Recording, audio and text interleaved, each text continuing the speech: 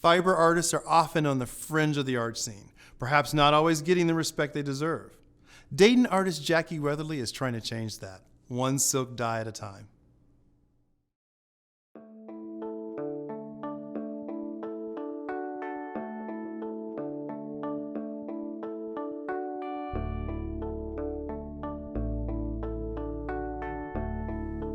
I went to school at Meredith College in Raleigh, North Carolina, and did studio art.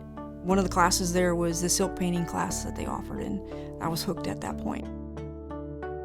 Textile art for me it's all about the visual part as well as the tactile part, being able to actually feel the material and the cloth, and painting with dye on silk and watching it travel across the material is very fascinating for me.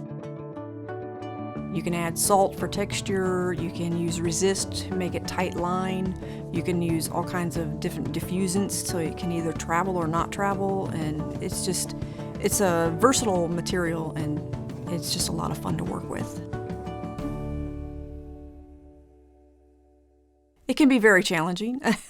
If you're looking to do something perfect, like with oil painting or acrylic, you're not going to get that with dye, because dye tends to travel all over the material. And if you use a resist, which is a kind of a Gouda type of thing where you draw on the silk to keep the dye from flowing, then you can do a little more with that. Otherwise, it's its own animal.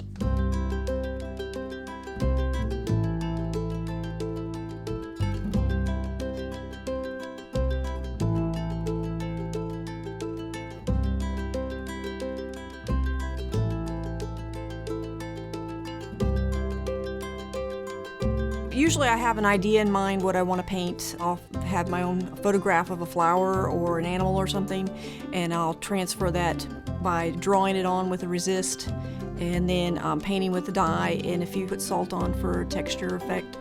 And then same for the resist, you have to wait for that to dry, or you can iron set it. The dyes that I use are Jacquard red label dyes, and they require to be steam set so that they don't run when they get wet and that type of thing. You wrap it up in newsprint and stick it in a steamer for about an hour and 45 minutes, and then pull it out and then rinse it, and then heat set it with an iron after that, and it should be good for wearable art. I do make scarves and ties and hand-painted silk that I'd make into a pendant or a pin.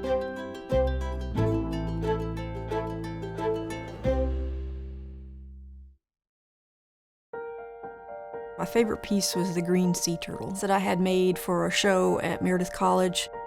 We used to live at the beach back in the 90s, and the sea art is a lot of what I focus on, or nature, flowers, and just the outdoors, Mother Nature mostly.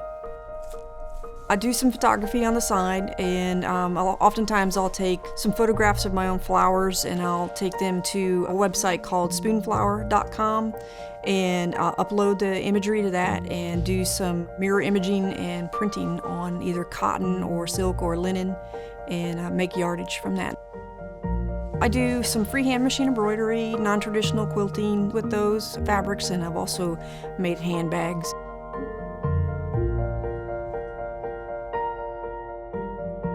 There was a piece that I had down at the Dayton Visual Arts Center, and it was a silk piece that was attached to the top of the frame, but the sides and the bottom were loose, so that when people walked by, the air tended to pick it up and pull it away from the actual frame.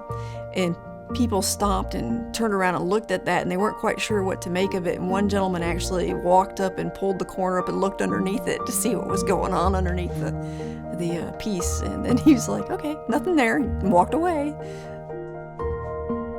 I wanted to be different from everybody else, and a lot of people do watercolor or oil painting or acrylics, so fiber arts is just a different art form.